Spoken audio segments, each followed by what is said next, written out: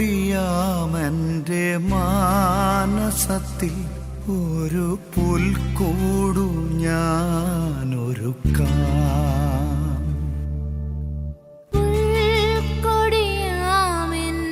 മാനസത്തിൽ ഒരു പുൽക്കൂടു ഞാനൊരുക്കാം.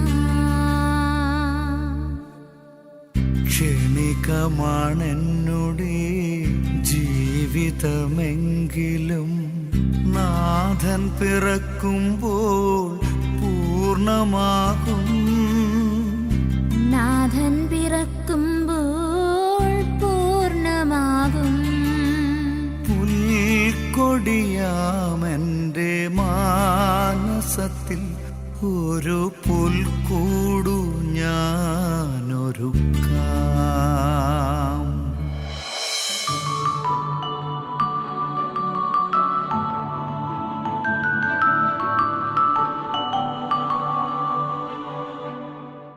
ഈശോയിൽ ഏറ്റവും സ്നേഹമുള്ളവരെ, ശാലോം ടി വിയിലൂടെയുള്ള ഈ വചനയാത്ര ഇന്നതിൻ്റെ 19ാം ദിവസത്തിൽ എത്തി നിൽക്കുകയാണ്. ആരോ വാതിലിൽ മുട്ടുന്ന ശബ്ദം അവൾ കേട്ടതാണ്. വേഗത്തിൽ ഓടി വന്നതാണ്. പുറത്തു നിൽക്കുന്നൊരാളുടെ ശബ്ദം തിരിച്ചറിഞ്ഞതാണ്. വേഗം തന്നെ അകത്തേക്കോടി പുറത്തു നിൽക്കുന്ന ഒരാളെക്കുറിച്ച് പറഞ്ഞതുമാണ്. പക്ഷേ ഒരു മിസ്റ്റേക്ക് മാത്രം അവൾക്ക് പറ്റി. ഈ പുറത്തു നിൽക്കുന്ന ആളിന് അകത്തേക്ക് പ്രവേശിക്കാൻ വേണ്ടി വാതിൽ തുറന്നിടുന്ന കാര്യം അവൾ വിട്ടുപോയി. ഈശോയിൽ ഏറ്റവും സ്നേഹമുള്ളവരെ, ഈ ശാലോം ടി വിയിലൂടെയുള്ള 25 ദിവസങ്ങൾ നീളുന്ന ക്രിസ്മസ് സഞ്ചാരത്തിലാണ് നമ്മൾ. ഇതിനിടയിൽ അപ്പസ്തോല പ്രവർത്തനം 12-ാം അധ്യായത്തിലെ 2 വരികൾ കൊണ്ട് നമ്മെ മിന്നലേൽപ്പിക്കുന്ന ഒരു കഥാപാത്രത്തെക്കുറിച്ചാണ് പറഞ്ഞത്. അവളുടെ പേര് റോധ. പത്രോസ് പുറത്ത് ജയിലിൽ കിടക്കുമ്പോൾ അകത്ത് ഒരു വീട്ടിലിരുന്ന് അവനു വേണ്ടി പ്രാർത്ഥിക്കുകയാണ് എല്ലാവരും. ദൈവദൂതൻ അതിശയത്തോടുകൂടി അവനെ മോചിപ്പിച്ച് ഈ പ്രാർത്ഥിച്ചുകൊണ്ടിരിക്കുന്ന വീടിൻ്റെ മുൻപിലെത്തിച്ചു. അവൻ്റെ ശബ്ദം കേട്ട്, ഈ വാതിലിൽ മുട്ടുന്ന ശബ്ദം കേട്ട് വേലക്കാരിയായ റോധ ഓടിപ്പോയതാണ്. അവൻ്റെ ശബ്ദം തിരിച്ചറിഞ്ഞു. അവളതിൽ സന്തോഷിച്ചു. വേഗത്തിൽ തിരിച്ചു വന്ന് ദേ പത്രോസ് എത്തിയിട്ടുണ്ടെന്ന് പറഞ്ഞു. പക്ഷേ ഒറ്റ അബദ്ധം, ഈ വാതിൽ തുറന്നു കൊടുക്കാൻ അവൾ ഈ തിരക്കിനിടയിൽ വിട്ടുപോയി. ഈശോയിൽ ഏറ്റവും സ്നേഹമുള്ളവരെ, നമ്മൾ ഇന്ന് ഈ ശാലോമിലൂടെയുള്ള കേട്ടുകൊണ്ടിരിക്കുന്ന വചനങ്ങൾ, ഈ ക്രിസ്മസിനൊരുക്കമായി ദേവാലയങ്ങളിൽ നിന്ന് കേട്ടുകൊണ്ടിരിക്കുന്ന വചനങ്ങൾ, യൂട്യൂബിലൂടെ കേട്ടുകൊണ്ടിരിക്കുന്ന വചനങ്ങൾ, ധ്യാനങ്ങളിലൂടെ കേട്ടുകൊണ്ടിരിക്കുന്ന വചനങ്ങൾ, ഇതെല്ലാം ഇങ്ങനെ കേട്ട് കൊണ്ടിരിക്കുമ്പോഴും ഈ വചനങ്ങൾ ഉള്ളിൽ പ്രവേശിക്കാൻ തക്ക വിധത്തിൽ ഞാൻ എൻ്റെ ഹൃദയവാതിൽ തുറന്നു കൊടുക്കുന്നുണ്ടോ എന്നുള്ളതാണ് ഇന്ന് നമ്മൾ ചിന്തിക്കുക. മത്തായിയുടെ സുവിശേഷം 1-ാം അധ്യായം 24-ാം തിരുവചനത്തിൽ നമ്മൾ വായിക്കുന്നുണ്ടല്ലോ, ജോസഫ് നിദ്രയിൽ നിന്നുണർന്ന് കർത്താവ് കൽപ്പിച്ചതുപോലെ പ്രവർത്തിച്ചു. കർത്താവിൻ്റെ വചനത്തിനു വേണ്ടി ഹൃദയം തുറന്നിട്ട ജോസഫ് ആ വചനം അനുസരിച്ച് പ്രവർത്തിച്ചു. വീണ്ടും ലൂക്കായുടെ സുവിശേഷം 1-ാം അധ്യായം 38-ാം തിരുവചനത്തിൽ നമ്മൾ വായിക്കുന്നുണ്ട്, മറിയം പറയുന്നു, ഇതാ കർത്താവിൻ്റെ ദാസി, നിന്റെ വാക്ക് എന്നിൽ നിറവേറട്ടെ. പിന്നീട് ജീവിതം മുഴുവനും കർത്താവിൻ്റെ വചനങ്ങൾ ഹൃദയത്തിൽ സംഗ്രഹിച്ചുകൊണ്ടായിരുന്നു പരിശുദ്ധ അമ്മയുടെ ജീവിതവും. ജോസഫും മേരിയും ഈ പുൽക്കൂട്ടിലേക്കുള്ള നമ്മുടെ യാത്രയിൽ ദൈവവചനത്തിനു വേണ്ടി ഹൃദയവാതിലുകൾ തുറന്നിട്ടവരാണെങ്കിൽ നമ്മുടെ ഹൃദയവാതിലുകളുടെ അവസ്ഥ എന്തെന്ന് കണ്ടെത്താൻ ഇന്ന് നമ്മൾ പൊട്ടിച്ചു വായിക്കുന്ന കത്താണ് ഫിലാഡൽഫിയയ്ക്ക് എഴുതിയ കത്ത്. ഈ കത്ത് വളരെ പരിമിതമായ വരികളിൽ നമുക്കൊതുക്കാം. ഈ ഫിലാഡൽഫിയ എന്ന് പറയുന്നത് ഏഷ്യയുടെ വാതിൽ എന്നാണ് അറിയപ്പെട്ടിരുന്നത്. ലീഡിയ, മീസിയ, ഫ്രീജിയ എന്നീ രാജ്യങ്ങളിലേക്ക് പ്രവേശിക്കാനുള്ള രാജപാത ഈ ഫിലാഡൽഫിയയിലൂടെയാണ് കടന്നുപോയിക്കൊണ്ടിരുന്നത്. അതോടൊപ്പം തന്നെ ഗ്രീക്ക് ഭാഷയും ഗ്രീക്ക് സംസ്കാരവും ഈ രാജ്യങ്ങളിലേക്ക് പ്രവേശിക്കുവാൻ വേണ്ടി ഈ ഫിലാഡൽഫിയയിലൂടെ തന്നെ കടന്നു പോകേണ്ടിയിരുന്നു. അതുകൊണ്ടാണ് ഈ പെർഗാമോസ് ഫിലാഡൽഫിയയെ വിളിക്കുന്നത് ഇത് ഏഷ്യയുടെ വാതിലാണ്. ഈ ഒരു ചരിത്ര പശ്ചാത്തലത്തിൽ നിന്നുകൊണ്ടുമാണ് കർത്താവ് ഈ സഭയോട് നല്ല വർത്തമാനങ്ങൾ മാത്രം പറയുക. ഈശോയ്ക്ക് ഒത്തിരി ഇഷ്ടമുള്ള ഒരു സഭയാണ് ഫിലാഡൽഫിയയിലെ സഭ. ഈശോ ഈ യോഹന്നാനിലൂടെ ഈ സഭയ്ക്ക് കത്തെഴുതുമ്പോൾ ഈ കത്തിൽ പറയുന്ന വരികൾ നമ്മൾ വളരെ ശ്രദ്ധിക്കണം. കർത്താവ് പറയുകയാണ്, നിങ്ങൾ എൻ്റെ വചനം കാത്തു. ഈ പുസ്തകത്തിലെ ഈ സഭയുടെ ആദ്യ വരികൾ നമ്മൾ വായിച്ചു പോകുമ്പോൾ നമ്മളൊരു വിശേഷണം കാണുന്നുണ്ട്, തുറന്നിട്ട വാതിലുകളുള്ള സഭ. അതായത് ചരിത്ര പശ്ചാത്തലത്തിൽ ഗ്രീക്ക് സംസ്കാരത്തിനും വ്യാപാരത്തിനും ഭാഷയ്ക്കും വേണ്ടി ഫിലാഡൽഫിയ വാതിൽ തുറന്നിട്ടുണ്ടെങ്കിൽ ഈ സഭ മറ്റൊരു കാര്യത്തിനു വേണ്ടി കൂടി വാതിൽ തുറന്നിട്ടു. അത് വചനത്തിനു വേണ്ടിയുള്ള വാതിലായിരുന്നു. അതായത് സുവിശേഷ പ്രചരണത്തിനു വേണ്ടി ഈ സഭ വലിയ ഹൃദയത്തിൻ്റെ വാതിലുകൾ തുറന്നിട്ടു. സുവിശേഷ പ്രചാരണ ദൗത്യത്തിൽ ഹൃദയപൂർവം പങ്കുചേർന്നു. അപ്പോൾ അതുകൊണ്ട് നമ്മൾ ഈ സഭയെ ധ്യാനിക്കുമ്പോൾ നമ്മളുടെ ഹൃദയങ്ങൾ ഈ കർത്താവിൻ്റെ വചനത്തിന് പ്രവേശിക്കുവാൻ തക്ക പാദത്തിൽ ഞാൻ തുറന്നിടുന്നുണ്ടോ എന്ന് ചിന്തിക്കണം. കാരണം പത്രോസിൻ്റെയും പൗലോസിൻ്റെയും, പ്രത്യേകിച്ച് പൗലോസിൻ്റെ യാത്രകൾക്കിടയിൽ കൊറിന്തോസുകാർക്ക് എഴുതിയ 2-ാം ലേഖനം 2-ാം അധ്യായം 12-ാം തിരുവചനത്തിൽ നമ്മൾ വായിക്കുന്നുണ്ട്, ഞാൻ ത്രോവാസിൽ ചെന്നപ്പോൾ കർത്താവ് എനിക്ക് വേണ്ടി ഒരു വാതിൽ തുറന്നിട്ടു. 1 കൊരിന്തോസിൽ നമ്മൾ വായിക്കുന്നുണ്ട്, എൻ്റെ സുവിശേഷ പ്രവർത്തനത്തിന് വേണ്ടി എനിക്കൊരു വാതിൽ തുറന്നു കിട്ടി. അപ്പം ഈ സുവിശേഷ പ്രചരണത്തിന് വേണ്ടി നമ്മൾ ഈ കേട്ടുകൊണ്ടിരിക്കുന്ന വചനങ്ങൾക്ക് വേണ്ടി നമ്മുടെ ഹൃദയം എപ്രകാരം നമ്മൾ ഒരുക്കണം? കാരണം ക്രിസ്മസ് എന്ന് പറയുന്നത് വചനം മാംസം ധരിച്ച തിരുനാളാണ്. അതുകൊണ്ട് ഇന്ന് നമ്മൾ ഈ വചനത്തോടുള്ള ഈ ക്രിസ്മസിനൊരുങ്ങുമ്പോഴുള്ള എൻ്റെ ആഭിമുഖ്യം എന്താണെന്ന് ചിന്തിക്കണം.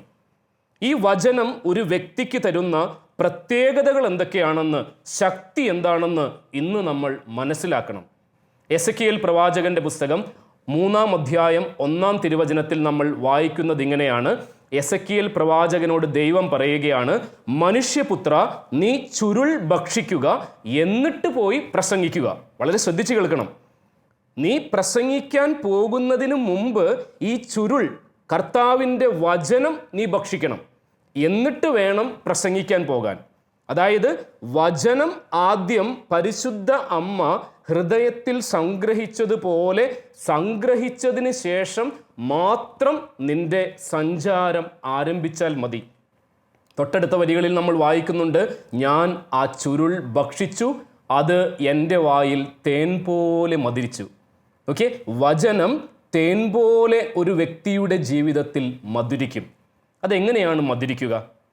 ഇനി പറയാൻ പോകുന്ന കുറച്ച് വചനങ്ങൾ അത് എഴുതിയെടുക്കാനുള്ളവർ എഴുതിയെടുക്കുക, ഹൃദയത്തിൽ സ്വീകരിക്കാനുള്ളവർ സ്വീകരിക്കുക, എന്നിട്ട് ഹൃദയത്തെ വാതിലായി തുറന്നിടുക. 1, യോഹന്നാൻ എഴുതിയ സുവിശേഷം 6-ാം അധ്യായം 63-ാം തിരുവചനം. ആ വചനത്തിൽ നമ്മൾ വായിക്കുന്നത് ഇങ്ങനെയാണ്, വചനം ആത്മാവും ജീവനുമാണ്. ആ വാക്കിൽ നമ്മളൊന്ന് സ്ട്രെസ് ചെയ്യണം. വചനം ജീവൻ ഒരു വ്യക്തിക്ക് നൽകും. ജീവൻ നൽകുന്നതാണ് വചനം. നമ്മുടെയൊക്കെ ജീവിതത്തിൻ്റെ പല ദിവസങ്ങളിലും പല രാത്രികളിലും നമ്മളൊക്കെ വല്ലാതെ തളർന്നും തകർന്നും പോകുന്ന രാത്രികളും പകലുകളും വരാറുണ്ട്. എന്നെ നഴ്സറിയിൽ പഠിപ്പിച്ചൊരു സിസ്റ്റർ കുറച്ച് മാസങ്ങൾക്ക് മുമ്പ് വിളിച്ചു. എന്നിട്ട് പറഞ്ഞു, മോനെ എനിക്ക് ഒരു ഇൻട്രൊഡക്ഷൻ എഴുതി തരാമോ? ഞാൻ ചോദിച്ചു, അമ്മേ എന്തിനാണ് ഇൻട്രൊഡക്ഷൻ? അപ്പോൾ ഈ അമ്മ പറയുകയാണ്, മോനെ ഞാൻ പുതിയ നിയമം മുഴുവനും A4 സൈസ് പേപ്പറുകൾ മേടിച്ച് അത് പകർത്തി എഴുതിയിട്ടുണ്ട്. ഇതുവരെ കാര്യങ്ങൾ കുഴപ്പമില്ല. പക്ഷേ ഈ അമ്മയ്ക്ക് പാർക്കിൻസൺസ് രോഗമാണ്. ഈ അമ്മയുടെ വിരലുകൾ ഏത് സമയവും ഇങ്ങനെ വിറച്ചുകൊണ്ടിരിക്കും. അതെനിക്ക് കൃത്യമായിട്ടറിയാം.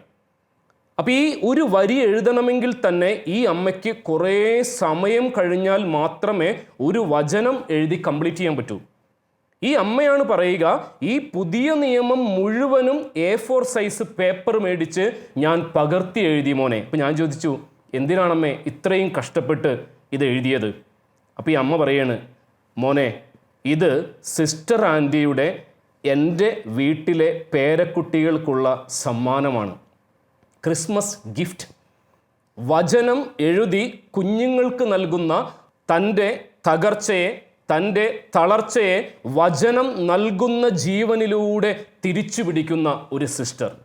പ്രിയമുള്ളവരെ, അതുകൊണ്ട് ഈ വചനം നിങ്ങളിത് കേട്ടുകൊണ്ടിരിക്കുമ്പോൾ തന്നെ രാത്രികളിൽ തളർന്നു പോകുമ്പോൾ, പകലുകളിൽ തകർന്നു പോകുമ്പോൾ, ഉച്ചകളിൽ തനിച്ചായി പോകുമ്പോൾ ഈ വചനം കേട്ടുകൊണ്ടിരിക്കുന്ന അപ്പച്ച, അമ്മേ, മകനെ, മകളെ, നിനക്കാദ്യം ജീവൻ തരും, ജീവൻ തരും. രണ്ടാമതായിട്ട് ജ്ഞാനത്തിൻ്റെ പുസ്തകം 16-ാം അധ്യായം 12-ാം തിരുവചനം നമുക്ക് പരിചയമുണ്ട്, എങ്കിൽ ഒന്നുകൂടി ഒന്ന് ശ്രദ്ധിക്കുക. മരുന്നോ ലേപന ഔഷധമോ അല്ല, കർത്താവെ അങ്ങയുടെ വചനമാണ് അവരെ സൗഖ്യപ്പെടുത്തിയത്. അപ്പോൾ രണ്ടാമതായിട്ട് വചനം ഒരു വ്യക്തിക്ക് സൗഖ്യം നൽകും. സൗഖ്യം. ക്യാൻസർ ബാധിച്ച ഒരു അമ്മയെ അറിയാം. ഈ മുടിയൊക്കെ ഇങ്ങനെ പയ്യെ പയ്യെ കൊഴിഞ്ഞു പോകാൻ തുടങ്ങി. ഇത് കണ്ട് സങ്കടപ്പെട്ട് മകൻ ബെഡിലിരുന്ന് അമ്മയോട് പറയാണ്, അമ്മേ മുടിയൊക്കെ കൊഴിഞ്ഞു തുടങ്ങിയല്ലേ, എന്ത് ചെയ്യണമെന്ന് പോലും എനിക്കിനി അറിയില്ല. വളരെ സങ്കടപ്പെട്ടാണ് മകൻ പറയുക. പക്ഷേ ഈ അമ്മയുടെ മറുപടി എന്താണെന്നറിയാമോ? വചനം കോട്ട് ചെയ്തു അമ്മ. അമ്മ പറഞ്ഞു, മോനെ നീ എന്തിനാ വിഷമിക്കുന്നത്? എൻ്റെ തലമുടിയിലെ ഒരു ഇഴ പോലും കൊഴിഞ്ഞു പോകുന്നത് എൻ്റെ തമ്പുരാൻ അറിയുന്നില്ലേ? നോക്കി, വലിയൊരു രോഗത്തിലൂടെ, സങ്കടങ്ങളിലൂടെ, നിരാശയിലൂടെ ഒക്കെ കടന്നു പോകാമായിരുന്ന ഈ രോഗത്തിൻ്റെ അവസ്ഥയിൽ കർത്താവിൻ്റെ വചനം തന്നെ സൗഖ്യപ്പെടുത്തുമെന്ന് ബോധ്യത്തോടെ ജീവിക്കുന്ന ഒരമ്മ. ജെറമിയ 30:17 പറയുന്നു, ഞാൻ നിനക്ക് വീണ്ടും ആരോഗ്യം നൽകും. ഈ വചനവിചാരങ്ങളിൽ പങ്കുചേരുന്ന നിങ്ങൾക്കിടയിൽ ആരെങ്കിലും ഒരാൾ ഏതെങ്കിലും തരത്തിലുള്ള രോഗത്തിൻ്റെ അവസ്ഥകളിലൂടെ കടന്നു പോകുന്നുണ്ടെങ്കിൽ ജെറമിയ 30:17 പറയുകയാണ്, ഞാൻ നിനക്ക് വീണ്ടും, ശ്രദ്ധിച്ചു കേൾക്കണം, ഞാൻ നിനക്ക് വീണ്ടും ആരോഗ്യം നൽകും. പുറപ്പാട് 15:26, ഞാൻ നിന്നെ സുഖപ്പെടുത്തുന്ന ദൈവമാണ്. അതുകൊണ്ട് ഈ വചനം നമ്മൾ വായിക്കുമ്പോൾ നമുക്കൊരു ഉറപ്പുണ്ടാകണം, ഞാൻ വായിക്കുന്ന വചനത്തിന് എന്നെ സൗഖ്യപ്പെടുത്താനുള്ള ശക്തിയുണ്ട്. മൂന്നാമതായിട്ട് വചനം പാപം ചെയ്യാതിരിക്കാൻ ഒരു വ്യക്തിയെ സഹായിക്കും. സങ്കീർത്തനം 119:11 നമ്മൾ വായിക്കുന്നത് ഇങ്ങനെയാണ്, പാപം ചെയ്യാതിരിക്കാൻ വേണ്ടി ഈ വചനം ഞാൻ എൻ്റെ ഹൃദയത്തിൽ സൂക്ഷിച്ചു. നോക്കി, എത്ര മനോഹരമായൊരു വരിയാണ്. പാപം ചെയ്യാനുള്ള പ്രലോഭനങ്ങൾ വരുമ്പോൾ, സാഹചര്യങ്ങൾ വരുമ്പോൾ, ആ പാപം ചെയ്യാതിരിക്കുന്നതിന് വേണ്ടി നേരത്തെ തന്നെ ഞാൻ വായിച്ച, ഞാൻ പഠിച്ച വചനങ്ങൾ ഞാൻ എൻ്റെ ഹൃദയത്തിൽ സൂക്ഷിച്ചാൽ പാപം ചെയ്യുന്നതിൽ നിന്നും ഈ വചനം നമ്മെ സഹായിക്കും. നാലാമതായിട്ട് ഹെബ്രായർക്ക് എഴുതിയ ലേഖനം 4-ാം അധ്യായം 12-ാം തിരുവചനം, വചനം ശക്തിയുള്ളതാണ്, ഇരുതല വാളിനേക്കാൾ മൂർച്ചയുള്ളതാണ്. നമ്മൾ കാണാതെ പോകുന്ന ഒരു സഭ കൂടി പരിചയപ്പെടുത്തുന്നു, പെർഗാമോസിലെ സഭ. ഈ സഭയുടെ ഒരു പ്രത്യേകത, ഈ സഭയിലെ ഗവർണർക്ക് മാത്രമാണ് വാളിൻ്റെ അധികാരമുണ്ടായിരുന്നത്. എല്ലാ റോമൻ ഗവർണർമാർക്കും വധശിക്ഷ നൽകുന്നതിനുള്ള അധികാരമില്ല. എന്നാൽ പെർഗാമോസിലെ സഭയുടെ ഗവർണറിന് ഈ വാളിൻ്റെ അധികാരമുണ്ട്. അപ്പോൾ ഈ വാളിനെ ഭയന്ന് വിശ്വാസം ത്യജിച്ച് ആരെങ്കിലും ഒളിച്ചോടിയാൽ എന്ത് സംഭവിക്കും? പെർഗാമോസ് സഭയോട് കർത്താവിൻ്റെ വചനങ്ങൾ ആ സഭയിലേക്ക് ചെന്ന് ഇപ്രകാരം പറയുന്നു, ഇരുതല വാളിൻ്റെ മൂർച്ചയുള്ളവൻ പറയുന്നു. അങ്ങനെയാണ് ഈ സഭയ്ക്കുള്ള കത്ത്. അതായത് ഈ ഗവർണറുടെ വാളിനെ പേടിക്കുന്ന ആരെങ്കിലും ഒരാൾ ഈ കൂട്ടത്തിലുണ്ടെങ്കിൽ കർത്താവിൻ്റെ വചനത്തെ അവർ പേടിക്കേണ്ടി വരും. ഈ വാളിനെ, ഗവർണറുടെ വാളിനെ ഭയപ്പെടേണ്ട, കർത്താവിൻ്റെ വചനമാകുന്ന വാളിനെ. അതാണ് നമ്മൾ പറയുന്നത് ദൈവവചനമാകുന്ന ആത്മാവിൻ്റെ വാൾ. അതുകൊണ്ട് ഈ വചനം, ഈ വാള് നിങ്ങളുടെ കുടുംബത്തിൽ പൈശാചിക ശക്തികൾക്കെതിരെ പ്രയോഗിക്കാനുള്ള ശക്തമായൊരു ആയുധമാണ്. യെശയ്യാ പ്രവാചകന്റെ പുസ്തകം 55-ാം അധ്യായം 10-ാം തിരുവചനം, ആകാശത്ത് നിന്ന് പെയ്യുന്ന മഴ സസ്യങ്ങളെ മുളപ്പിക്കുന്നത് പോലെ കർത്താവിൻ്റെ അധരങ്ങളിൽ നിന്ന് അടർന്നു വീഴുന്ന വചനങ്ങൾ ഫലരഹിതമായി മടങ്ങില്ല. പ്രിയമുള്ളവരെ, നിങ്ങൾ ഇന്ന് ഈ ധ്യാനത്തിൽ സംബന്ധിച്ചു കൊണ്ടിരിക്കുമ്പോൾ, ഈ ശാലോമിലൂടെയുള്ള യാത്രയിലൂടെ സഞ്ചരിച്ചു കൊണ്ടിരിക്കുമ്പോൾ, നിങ്ങളൊരു വചനത്തിന്, ഒരു വചനം ഹൃദയത്തിൽ സൂക്ഷിച്ച് ഒരു നിയോഗത്തിന് വേണ്ടി പ്രാർത്ഥിച്ചാൽ കർത്താവ് അത് സാധിച്ചു തരും മക്കളെ. കർത്താവ് അത് നടത്തി തരും. കാരണം ഈ ആകാശത്ത് നിന്ന് പെയ്യുന്ന മഴ സസ്യങ്ങളെ മുളപ്പിക്കുമെങ്കിൽ, അത് നമ്മൾക്കറിയാമെങ്കിൽ, കർത്താവിൻ്റെ വചനവും ഫലരഹിതമായി മടങ്ങില്ല. അത് മാറ്റമോ മാറ്റത്തിൻ്റെ നിഴലോ ഇല്ലാത്തതാണ്. ആകാശവും ഭൂമിയും കടന്നു പോകും, എന്നാൽ കർത്താവിൻ്റെ വചനങ്ങൾ കടന്നു പോകില്ല. അതുകൊണ്ടൊരു കുടുംബം വചനത്തിൽ ആശ്രയിച്ചാൽ ആ കുടുംബം രക്ഷപ്രാപിക്കും. 1 പത്രോസ് 1:23, വചനം നിലനിൽക്കുന്ന വചനമാണ്. വചനത്തിൽ നമ്മൾ വായിക്കുന്നത് ഇങ്ങനെയാണ്, കർത്താവിൻ്റെ വചനം സജീവവും സനാതനവുമാണ്. അതൊരു 2 ദിവസത്തേക്കുള്ളതല്ല. നമ്മൾ ഈ കേൾക്കുന്ന ക്രിസ്മസ് വിചാരങ്ങൾ ഈ 25 ദിവസങ്ങൾ കഴിയുമ്പോൾ തീർന്നു പോകാനുള്ളതല്ല. അത് ഒരു മാസത്തേക്കുള്ളതല്ല, ഒരു വർഷത്തേക്കുള്ളതല്ല. കർത്താവിൻ്റെ വചനങ്ങൾ കേൾക്കുന്ന ഒരു വ്യക്തിയിലേക്ക് ഇത് പ്രവേശിച്ചാൽ ആ വ്യക്തിയുടെ ജീവിതം മുഴുവനും ഈ വചനം നിലനിൽപ്പിൻ്റെ കൃപകൾ പുറത്തു കൊണ്ടുവരും. അത് നമ്മൾ വളരെ സൂക്ഷിക്കണം. മത്തായിയുടെ സുവിശേഷം 8-ാം അധ്യായം 17-ാം തിരുവചനത്തിൽ നമ്മൾ വായിക്കുന്നു, വചനം പൈശാചിക ശക്തികളെ ആട്ടി ഓടിക്കാൻ സഹായിക്കും. അവിടെ എന്താണ് നമ്മൾ വായിക്കുക? ഈശോ വചനം ഉപയോഗിച്ച് പിശാചുക്കളെ പുറത്താക്കി. എന്തുപയോഗിച്ച്? വചനം ഉപയോഗിച്ച് പുറത്താക്കി. ജോഷുവയുടെ പുസ്തകം 1-ാം അധ്യായം 8-9 തിരുവചനങ്ങളിലൊക്കെ നമ്മൾ വായിക്കുന്നത് എന്താണ്? ജോഷുവയോട് കർത്താവ് മോശയിലൂടെ പറയുകയാണ്, മകനെ, ഈ വചനം കർത്താവിൻ്റെ നിയമം രാവും പകലും നീ ധ്യാനിക്കുക. എന്ത് സംഭവിക്കും? നീ ചെയ്യുന്ന എല്ലാ കാര്യങ്ങളിലും നീ വിജയിക്കും. നീ ചെയ്യുന്ന എല്ലാ കാര്യങ്ങളിലും നീ വിജയിക്കും. പ്രിയമുള്ളവരെ, ഈ വചനം മാംസം ധരിച്ച പെരുന്നാളിന് വേണ്ടിയാണ് നമ്മൾ ഒരുങ്ങുന്നത്. അതുകൊണ്ട് ഈ വചനം ഒരു വ്യക്തിക്ക് ജീവൻ നൽകും, ഒരു വ്യക്തിക്ക് സൗഖ്യം നൽകും, ഒരു വ്യക്തിക്ക് പാപം ചെയ്യാതിരിക്കാനുള്ള വലിയ ശക്തി നൽകും, പൈശാചിക ശക്തികളെ ആട്ടിയോടിക്കാനുള്ള കൃപ നൽകും. ഈ വചനം ഒരു വ്യക്തി ഒരു നിയോഗം വെച്ച് പ്രാർത്ഥിച്ചാൽ ആ നിയോഗം സാധിച്ചു കൊടുക്കും. ഈ വചനം നിലനിൽക്കുന്ന വചനമാണ്. ആമോസ് പ്രവാചകന്റെ പുസ്തകം 8-ാം അധ്യായം 11-ാം തിരുവചനത്തിൽ ഭംഗിയുള്ള ഒരു വരിയുണ്ട്. പ്രിയമുള്ളവരെ, അവസാന കാലങ്ങളിൽ വലിയൊരു ക്ഷാമമുണ്ടാകും. അത് ഭക്ഷണത്തിന് വേണ്ടിയുള്ള ക്ഷാമമല്ല, ദാഹജലത്തിന് വേണ്ടിയുള്ള ക്ഷാമമല്ല, മറിച്ച് കർത്താവിൻ്റെ വചനം ലഭിക്കാത്തത് കൊണ്ടുള്ള ക്ഷാമം. അന്ന് കടൽ മുതൽ കടൽ വരെയും വടക്ക് മുതൽ കിഴക്ക് വരെയും സുന്ദരിമാരായ കന്യകമാരും യുവാക്കന്മാരും ഈ വചനം തേടി അലയും. അവർ അത് കണ്ടെത്തുകയില്ല. വചനം കിട്ടാത്ത കാലം വരാം. അപ്പം അതുകൊണ്ട് നമ്മൾ ഈ ശാലോം TV-യിലൂടെ, യൂട്യൂബിലൂടെ, ധ്യാനങ്ങളിലൂടെ, ദേവാലയങ്ങളിലൂടെ നമുക്ക് ലഭിക്കുന്ന എല്ലാ വചനങ്ങളും ഹൃദയമാകുന്ന റിസർവോയറുകളിൽ നമ്മളിങ്ങനെ നമ്മളത് സംഭരിക്കണം. ജോസഫ് ഈ വചനമനുസരിച്ച് പ്രവർത്തിച്ചു. മേരി വചനമനുസരിച്ച് പ്രവർത്തിച്ചു. വെളിപാടിൻ്റെ പുസ്തകം 1-ാം അധ്യായം 3-ാം തിരുവചനം, ഈ പ്രവചനത്തിലെ വാക്കുകൾ വായിക്കുന്നവരും കേൾക്കുന്നവരും ജീവിതത്തിൽ പാലിക്കുന്നവരും അനുഗ്രഹീതരാകും. പ്രിയമുള്ളവരെ, നമ്മൾ ഈ പുൽക്കൂട്ടിലേക്കുള്ള യാത്രയിൽ നമ്മൾ സഞ്ചരിക്കുമ്പോൾ ഈ ഫിലാദെൽഫിയയിലെ സഭയോട് പറയുകയാണ്, നീ എൻ്റെ വചനം കാത്തു. ഇത് കേൾക്കുക മാത്രമല്ല, ഇത് നീ പാലിച്ചു.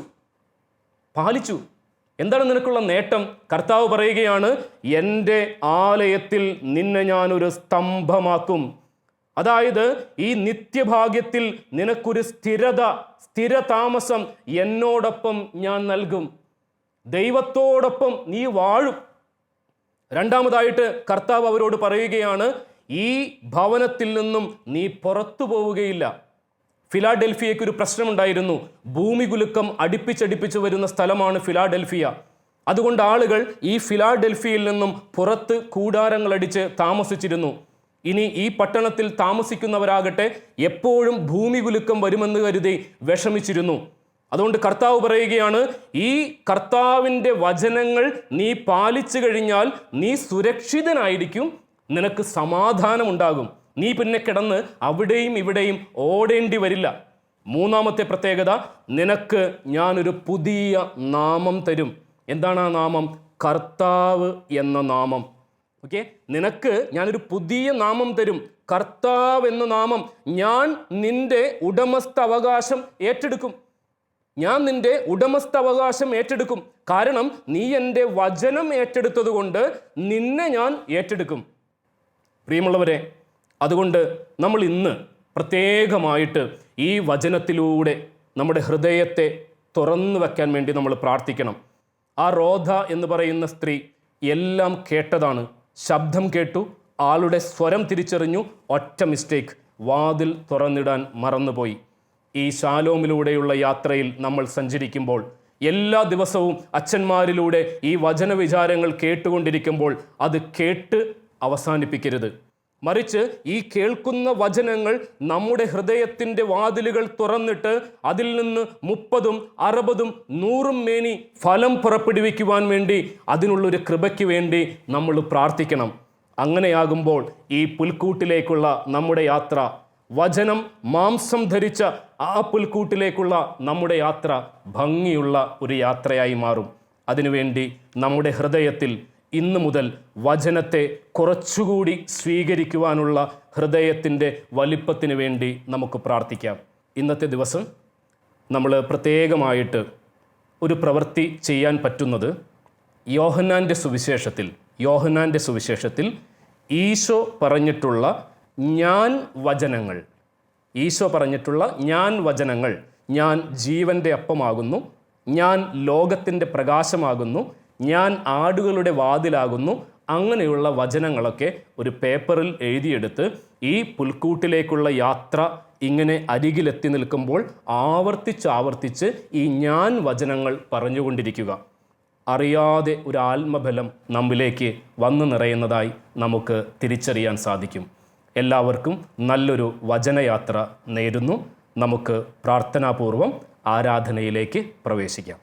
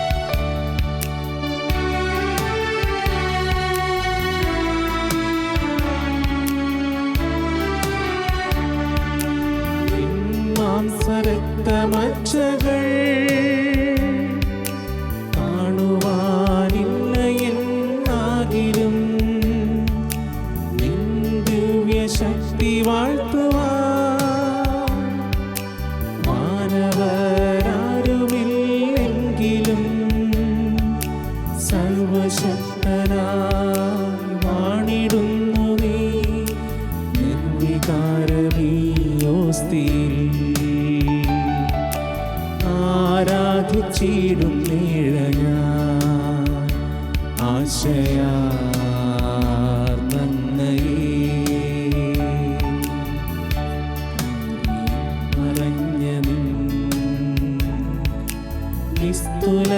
പ്രാഭവം വാഴ്ത്തുവാൻ ആരാധിച്ചിടും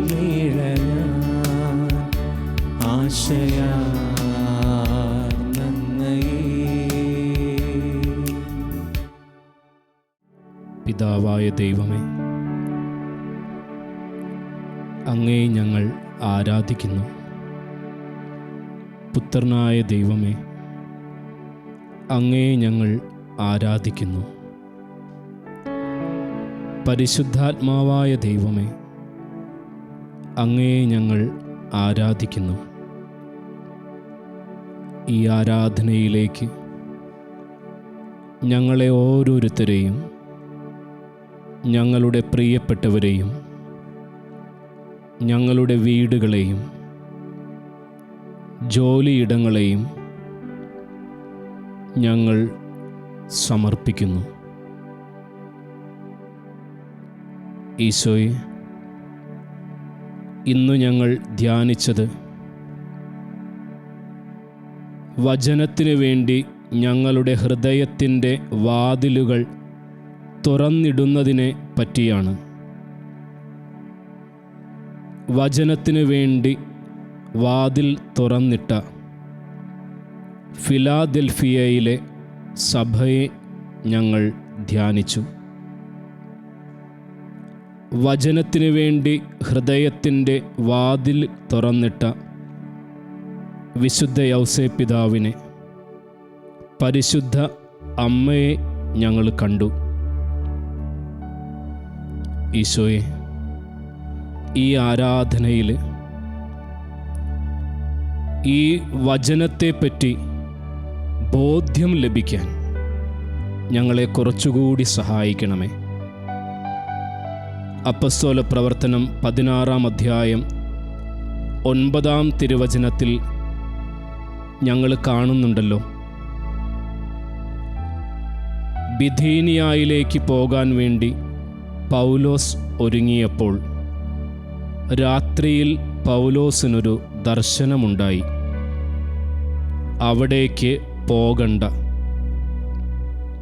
പകരം ഒരു മനുഷ്യൻ ആ ദർശനത്തിൽ പ്രത്യക്ഷപ്പെട്ടിട്ട് പറഞ്ഞു, നീ മക്കദോനിയയിലേക്ക് വരിക. പ്രത്യക്ഷപ്പെട്ടതും ഒരു മക്കദോനിയക്കാരനാണ്. ആ ദർശനം ലഭിച്ചപ്പോൾ പൗലോസിന് മനസ്സിലായി, കർത്താവിൻ്റെ വചനത്തിനു വേണ്ടി കാത്തിരിക്കുന്നവർ അവിടെയുള്ളവരാണ്. പിന്നീടവൻ ത്രോവാസിൽ നിന്ന് കപ്പൽ കയറി മക്കദോനിയയിലേക്കെത്തി. ഈശോയെ, വചനത്തിനു വേണ്ടിയുള്ള ഈ ദാഹം എൻ്റെ ഹൃദയത്തിലുണ്ടോ? വീണ്ടും അപ്പോസ്തല പ്രവർത്തനം 17-ാം അധ്യായം 10-11 തിരുവചനങ്ങളിൽ ഞങ്ങൾ വായിക്കുന്നുണ്ടല്ലോ, പൗലോസ് ബെറോയ എന്ന സ്ഥലത്തെത്തി. അവൻ വചനം പ്രസംഗിക്കാൻ ആരംഭിച്ചപ്പോൾ നമ്മൾ വായിക്കുന്നത് ഇങ്ങനെയാണ്: ബെറോയായിലുള്ളവർ താൽപ്പര്യപൂർവം അവൻ്റെ വചനം കേട്ടു. കേട്ട വചനങ്ങൾ പരിശോധിച്ചറിയാൻ വേണ്ടി അവർ തിരിച്ച് ഭവനങ്ങളിലേക്ക് മടങ്ങുമ്പോൾ ചുരുളുകളെടുത്ത് പരിശോധിച്ചു. ഈശോയെ, താൽപ്പര്യപൂർവം അവർ വചനം കേട്ടു. ഈശോ, ഇന്നത്തെ ദിവസം എൻ്റെ ഹൃദയത്തിൽ ഈ വചനത്തിനു വേണ്ടിയുള്ള ഒരു ദാഹം നിറച്ചു തരണമേ. വചനം വായിക്കാൻ, വചനം കേൾക്കാൻ, വചനമനുസരിച്ച് ജീവിതം ക്രമപ്പെടുത്താൻ ഈശോയെ ഒരു താല്പര്യം തരണമേ. ഈശോയെ, എൻ്റെ കുടുംബത്തിൽ ഈ വചനത്തിൻ്റെ ആവശ്യമുണ്ട്.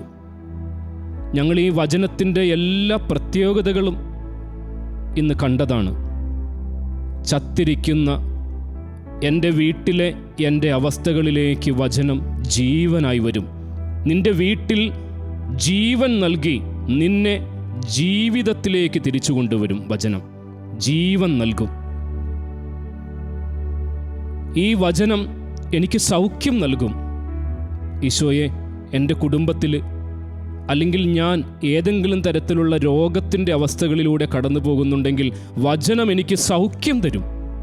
വിശ്വസിക്കുക. ഈ ആരാധനയിൽ പങ്കുകൂടുമ്പോൾ വചനം നിന്നെ സൗഖ്യപ്പെടുത്തുമെന്ന് വിശ്വസിക്കുക.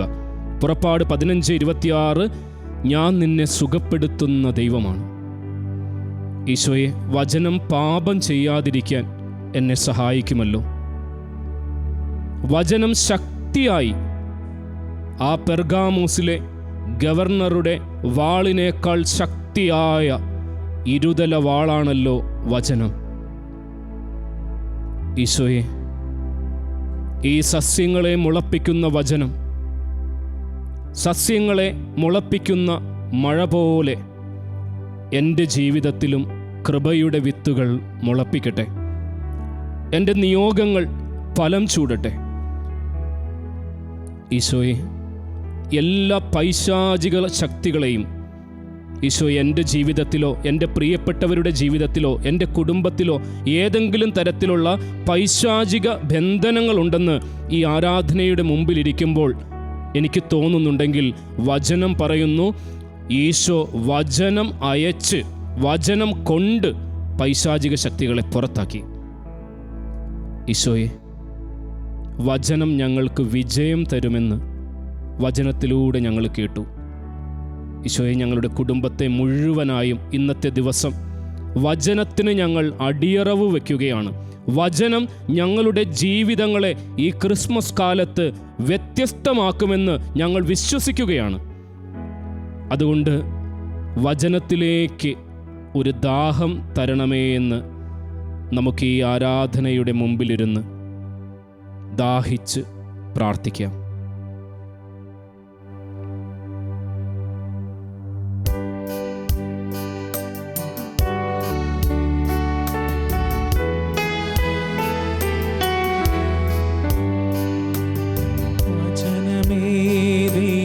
വചനമേ, സത്യവചനമേ, നിത്യവചനമേ, ഹൃദയമാമെൻ്റെ വയലിൽ വീണു നീ വളരേണം, നന്നായി വിളയണം. വചനമേ, ദൈവവചനമേ, സത്യവചനമേ, നിത്യവചനമേ, ഹൃദയമാമെൻ്റെ വയലിൽ വീണു നീ വളരേണം, നന്നായി വിളയണം. ആരാധ്യനായ ദൈവമേ, പരിശുദ്ധ അമ്മയിലേക്ക് വചനം വന്നു വീഴുന്നതിൻ്റെ ഒപ്പം പരിശുദ്ധാത്മാവ് അവളിലേക്ക് പ്രവേശിക്കുകയാണ്. അത്യുന്നതൻ്റെ ശക്തി നിന്റെ മേൽ വരും എന്നാണ് വചനം. ഈശോയെ, ഈ വചനത്തെ ധ്യാനിക്കുമ്പോഴെല്ലാം ആത്മാവിൻ്റെ വലിയ ചൈതന്യം ഞങ്ങളിലേക്ക് പ്രവേശിക്കുമെന്ന് ഞങ്ങൾക്കുറപ്പുണ്ട്. ഈശോയെ, ഇന്നീ ആരാധനയിൽ വചനത്താൽ മാത്രമല്ല പരിശുദ്ധ ആത്മാവിൻ്റെ അഭിഷേകത്താലും ഞങ്ങളുടെ കുടുംബങ്ങൾ അനുഗ്രഹിക്കപ്പെടണം. പരിശുദ്ധാത്മാവ് വന്നു നിറയുമ്പോൾ ഞങ്ങളുടെ ജീവിതങ്ങൾക്ക് മാറ്റം സംഭവിക്കും. ഈശോ ശിഷ്യന്മാരോട് പറഞ്ഞു, സഹായകൻ വരുന്നത് വരെ ആരും ജെറുസലേം വിട്ടു പോകരുത്. ഈശോയുടെ വചനത്തിൽ ആശ്രയം വെച്ചിരുന്ന അവരിലേക്ക് പരിശുദ്ധാത്മാവ് പെന്തക്കോസ്താ ദിവസത്തിൽ ഇറങ്ങി വരികയാണ്. ഈ ആരാധനയിൽ നമ്മൾ ഓരോരുത്തരും നമ്മുടെ കുടുംബങ്ങളെ സമർപ്പിച്ച്, നമ്മുടെ ജീവിത പങ്കാളികളെ സമർപ്പിച്ച്, നമ്മുടെ മാതാപിതാക്കളെ സമർപ്പിച്ച്, നമ്മുടെ മക്കളെ സമർപ്പിച്ച്, നമ്മുടെ സഹോദരങ്ങളെ സമർപ്പിച്ച്, നമ്മുടെ അയൽവാസികളെ സമർപ്പിച്ച്, നമ്മുടെ ബന്ധുമിത്രാദികളെ സമർപ്പിച്ച്, നമ്മുടെ ജോലിയിടങ്ങളെ സമർപ്പിച്ച്, ഈശോയെ ഓരോ മേഖലകളിലേക്കും ആത്മാവിറങ്ങി വരണമേ എന്ന് പ്രാർത്ഥിക്കണം. ആത്മാവിൻ്റെ വലിയൊരു ഇറക്കത്തിന് വേണ്ടി നമ്മൾ പ്രാർത്ഥിക്കണം. കാരണം പരിശുദ്ധാത്മാവ് ഇറങ്ങി വന്നു കഴിഞ്ഞാൽ ആ ജീവിതങ്ങൾക്ക് പിന്നെ പഴയ പോലെ ആയിരിക്കാൻ പറ്റില്ല. പഴയ പോലെ ആയിരിക്കാൻ പറ്റില്ല. അതുകൊണ്ട് നമ്മൾ പ്രത്യേകമായിട്ട് പരിശുദ്ധാത്മാവിനോട് പ്രാർത്ഥിക്കണം. അച്ഛൻ ഈ പ്രാർത്ഥിക്കുമ്പോൾ ഓരോ മക്കളും പരിശുദ്ധാത്മാവിനാൽ നിറയപ്പെടാൻ വേണ്ടി പ്രാർത്ഥിക്കണം. പരിശുദ്ധാത്മാവിനെ കുറിച്ചുള്ള പ്രസംഗങ്ങളല്ല, പരിശുദ്ധാത്മാവിനെ കുറിച്ചുള്ള പുസ്തകങ്ങളല്ല, പരിശുദ്ധാത്മാവിനെ കുറിച്ചുള്ള പ്രബന്ധങ്ങളല്ല, മറിച്ച് പരിശുദ്ധാത്മാവ് നിറയപ്പെടാൻ വേണ്ടി ഒരു വ്യക്തി ആദ്യം പ്രാർത്ഥിക്കണം. ഇങ്ങനെ പ്രാർത്ഥിക്കണം: പരിശുദ്ധാത്മാവെ, ഈ ക്രിസ്മസിൽ ഞങ്ങൾ ഒരുങ്ങിക്കൊണ്ടിരിക്കുമ്പോൾ, ഈശോയുടെ തിരുപ്പിറവിക്ക് വേണ്ടി ഞങ്ങൾ ഒരുങ്ങിക്കൊണ്ടിരിക്കുമ്പോൾ, പരിശുദ്ധാത്മാവേ, ഓ എൻ്റെ ആത്മാവിൻ്റെ ആത്മാവേ, എന്നിൽ വന്ന് നിറയണമേ, എന്നെ നയിക്കണമേ, എന്നെ നവീകരിക്കണമേ. ഒരിക്കൽ കൂടി നമ്മൾ പ്രാർത്ഥിക്കണം: ഓ പരിശുദ്ധാത്മാവേ, ആത്മാവിൻ്റെ ആത്മാവേ, എന്നിൽ വന്ന് നിറയണമേ, എന്നെ നയിക്കണമേ, എന്നെ നവീകരിക്കണമേ, എൻ്റെ വ്യക്തി ജീവിതത്തിൽ, കുടുംബജീവിതത്തിൽ മാറ്റങ്ങൾ വരുത്തി എന്നെ വ്യത്യസ്തരാക്കണമേ. പ്രത്യേകമായിട്ട് പരിശുദ്ധാത്മാവിൻ്റെ ദാനങ്ങൾക്ക് വേണ്ടി നമ്മുടെ കുടുംബത്തിലുള്ള മക്കളെ സമർപ്പിക്കുക. ഈ സമയം, ഈ ആരാധനയിൽ നമ്മുടെ എല്ലാ മക്കളെയും, പ്രത്യേകിച്ച് പഠിക്കുന്ന മക്കളെ, കോളേജിലായിരിക്കുന്ന മക്കളെ, എല്ലാ യുവതി യുവാക്കന്മാരെയും എല്ലാവരെയും ഈ സമയം സമർപ്പിച്ച് പരിശുദ്ധാത്മാവിൻ്റെ ദാനങ്ങൾക്ക് വേണ്ടി നമ്മൾ ഇങ്ങനെ പ്രാർത്ഥിക്കുക: ജ്ഞാനത്തിൻ്റെ ഉറവിടമായ പരിശുദ്ധാത്മാവേ, ബുദ്ധിയുടെ പ്രകാശമായ പരിശുദ്ധാത്മാവേ, അറിവിൻ്റെ നിറവായ പരിശുദ്ധാത്മാവേ, ആലോചനയുടെ ശക്തിയായ പരിശുദ്ധാത്മാവേ, ആത്മശക്തിയുടെ കാരണമായ പരിശുദ്ധാത്മാവേ, ഭക്തിയുടെ ചൈതന്യമായ പരിശുദ്ധാത്മാവേ, ദൈവഭയത്തിൻ്റെ കാരണമായ പരിശുദ്ധാത്മാവേ, എൻ്റെ മക്കളിലേക്ക്, എൻ്റെ കുഞ്ഞുങ്ങളിലേക്ക് ഈശോയെ അങ്ങയുടെ പരിശുദ്ധാത്മാവിൻ്റെ ദാനങ്ങൾ വർഷിക്കണമേ. പരിശുദ്ധാത്മാവിൻ്റെ ഫലങ്ങൾ കൊണ്ട് ഞങ്ങളെ നിറയ്ക്കണമേ. അതുകൊണ്ട് നമ്മുടെ ഓരോ മേഖലകളെയും സമർപ്പിച്ച് ദാഹിച്ച്, ആത്മാവാം ദൈവമേ, ഞങ്ങളുടെ ഈ ഭവനത്തിലേക്ക്, ഞങ്ങളുടെ ഹൃദയത്തിലേക്ക് വരണമേ എന്ന് ആഗ്രഹിച്ച് ദാഹിച്ച് നമുക്ക് ഏറ്റുപാടാം.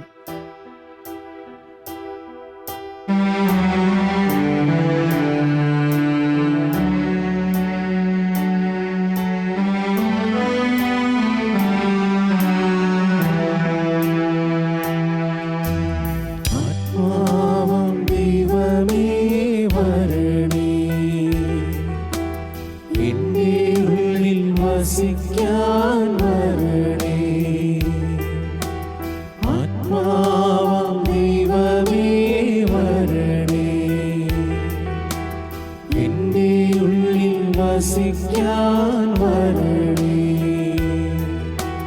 ദാഹിച്ചു നിന്നെ ഞാൻ തേടുന്നു, സ്വർഗം തുറന്നിറങ്ങി നീ വരണേ. ദാഹിച്ചു നിന്നെ ഞാൻ തേടുന്നു, സ്വർഗം തുറന്നിറങ്ങി നീ വരണേ. ആത്മാവാം ദൈവമേ വരണേ, എൻ്റെ ഉള്ളിൽ വസിക്കാൻ വരണേ. നമ്മുടെ എല്ലാ അവസ്ഥകളെയും നമുക്ക് സമർപ്പിക്കാം. ഈശോയെ, പ്രത്യേകമായിട്ടുള്ള എൻ്റെ പാപത്തിൻ്റെ അവസ്ഥകളുണ്ടെങ്കിൽ, ഈശോയെ, എൻ്റെ പാപത്തിൻ്റെ ഓരോ മേഖലകളിലേക്കും, പ്രത്യേകിച്ച് വചനത്തിൽ നിന്ന് ഞാൻ അകന്നു ജീവിച്ച കാലം, പരിശുദ്ധാത്മാവിൻ്റെ അഭിഷേകത്തെക്കുറിച്ച് ബോധ്യമില്ലാതിരുന്ന കാലം, എൻ്റെ ഓരോ പാപത്തിൻ്റെ അവസ്ഥകളിലേക്കും അങ്ങയുടെ വലിയ അഭിഷേകം നൽകി ആത്മാവെ വരണമേ എന്ന് നമുക്ക് പ്രാർത്ഥിക്കാം.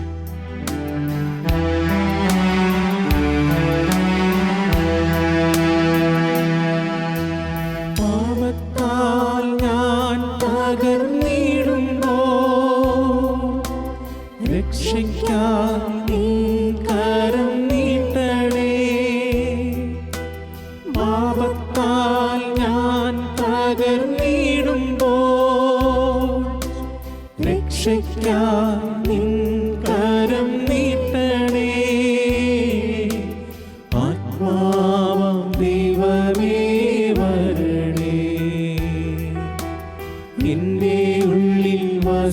വസിക്കാൻ വരണേ. ആത്മാവാം ദൈവമേ വരണേ, എൻ്റെ ഉള്ളിൽ വസിക്കാൻ വരണേ. ആരാധനായ ദൈവമേ, ഞങ്ങളുടെ രോഗത്തിൻ്റെ എല്ലാ അവസ്ഥകളെയും ഞങ്ങൾ സമർപ്പിക്കുന്നു. ഈശോ, ഈ ആരാധനയിൽ സംബന്ധിച്ചു കൊണ്ടിരിക്കുന്ന ഞങ്ങളിൽ പലരും രോഗികളാണ്. ശരീരത്തിൻ്റെ രോഗം മാത്രമല്ല, മനസ്സിൻ്റെ രോഗങ്ങളുണ്ട്, മനസ്സിൻ്റെ അസ്വസ്ഥതയുടെ രോഗങ്ങളുണ്ട്, ശരീരത്തിൻ്റെ രോഗങ്ങളുണ്ട്.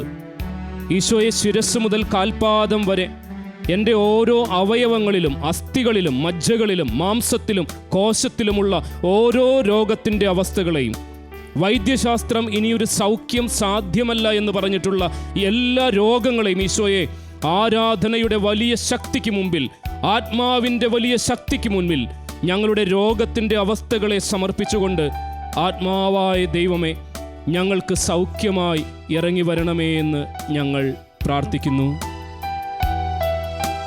രോഗത്താൽ ഞാൻ വലഞ്ഞിടുമ്പോൾ സൗഖ്യമാം നീ എന്നിൽ വരണേ. രോഗത്താൽ ഞാൻ വലഞ്ഞിടുമ്പോൾ സൗഖ്യമാം നീ എന്നിൽ വരണേ. ആത്മാവാം ദൈവമേ വരണേ, എൻ്റെ ഉള്ളിൽ വസിക്കാൻ വരണേ. ആത്മാവാം ദൈവമേ വരണേ, എൻ്റെ ഉള്ളിൽ വസിക്കാൻ വരണേ. ആരാധനായ ഈശോയെ, ഞങ്ങളുടെ എല്ലാ ഭാരങ്ങളെയും ഞങ്ങൾ സമർപ്പിക്കുന്നു. ഞങ്ങളുടെ ജീവിത ഭാരങ്ങൾ, ജീവിത പങ്കാളിയെക്കുറിച്ചുള്ള ഭാരങ്ങൾ, ജോലിയുടെ ഭാരങ്ങൾ, മക്കളെക്കുറിച്ചുള്ള ഭാരങ്ങൾ, ആരോടും പറയാൻ പറ്റാതെ ഉള്ളിൽ അടക്കിയിരിക്കുന്ന ഭാരങ്ങൾ, ഈശോയെ, എല്ലാ ഭാരങ്ങളും ആരാധനായ അങ്ങിലേക്ക് സമർപ്പിച്ച് ആത്മാവിൻ്റെ വലിയൊരു ശക്തി ഞങ്ങൾക്ക് നൽകണമേ. സങ്കീർത്തനങ്ങളുടെ പുസ്തകത്തിൽ ഞങ്ങൾ വായിക്കുന്നു, ഞാൻ നിൻ്റെ തോളിൽ നിന്ന് ഭാരം ഇറക്കി വയ്ക്കും. ഈശോയെ, ഞങ്ങളുടെ ഭാരങ്ങൾ ഇറക്കി വയ്ക്കാൻ ഞങ്ങളെ സഹായിക്കണമേ. ഭാരത്താൽ ഞാൻ തളർന്നിടുമ്പോൾ ശക്തിയാൽ എന്നിൽ നിറഞ്ഞിടണേ. ഭാരത്താൽ ഞാൻ തളർന്നിടുമ്പോൾ ശക്തിയാൽ എന്നിൽ നിറഞ്ഞിടണേ. ആത്മാവാം ദൈവമേ വരണേ, എൻ്റെ ഉള്ളിൽ വസിക്കാൻ വരണേ. ആത്മാവാം ദൈവമേ വരണേ, എൻ്റെ ഉള്ളിൽ വസിക്കാൻ വരണേ. ആരാധനായ ഈശോയെ, ഞങ്ങളെ പൂർണ്ണമായി അങ്ങേക്ക് സമർപ്പിക്കുന്നു. ഞങ്ങളെ പൂർണ്ണമായി ഞങ്ങളുടെ കുടുംബങ്ങളെ സമർപ്പിക്കുന്നു. വചനത്തിനു വേണ്ടി ഞങ്ങളുടെ ഹൃദയവാതിലുകൾ തുറന്നിടുമെന്ന് ഞങ്ങൾ അങ്ങേക്ക് ഉറപ്പ് നൽകുന്നു. ഈശോയെ, ഈ വചനത്തിനു വേണ്ടി ജീവിതം സമർപ്പിക്കുമ്പോൾ ഞങ്ങളുടെ ജീവിതങ്ങളും വ്യത്യസ്തമാകുമെന്ന് ഞങ്ങൾ ഉറച്ച് വിശ്വസിക്കുന്നു. ഈശോയെ, ഞങ്ങൾ ആരാധനയുടെ ആശീർവാദത്തിനായി ഒരുങ്ങുകയാണ്. ഈശോയെ, ഇന്നത്തെ ഈ ആശീർവാദം വചനത്തിൻ്റെ വലിയൊരു അഭിഷേകം നിറയുവാൻ, ആശ്വാസത്തിൻ്റെ വലിയൊരു അഭിഷേകം നിറയുവാൻ, ആത്മാവിൻ്റെ വലിയൊരു അഭിഷേകം നിറയുവാൻ ഞങ്ങളെ ഇടയാക്കണമേ. ഞങ്ങളുടെ കുടുംബങ്ങളിൽ വലിയ ഒരു മാറ്റമുണ്ടാക്കണമേ. നമുക്ക് ആരാധനയുടെ ആശീർവാദത്തിനായി ഒരുങ്ങാം.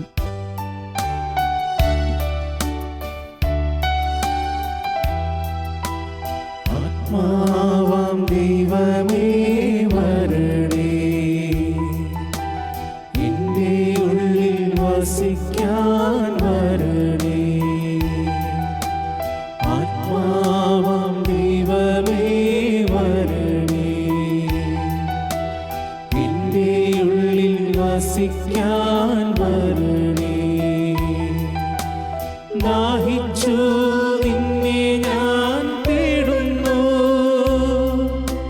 സ്വർഗം തുറന്നിറങ്ങി നീ വരണേ. ദാഹിച്ചു നിന്നെ ഞാൻ തേടുന്നു. സ്വർഗം തുറന്നിറങ്ങി നീ വരണേ. ആത്മാവാം ദൈവമേ വരണേ. എൻ്റെ ഉള്ളിൽ വസിക്കാൻ വരണേ. ആത്മാവാം ദൈവമേ വരണേ. എൻ്റെ ഉള്ളിൽ വസിക്കാൻ വരണേ.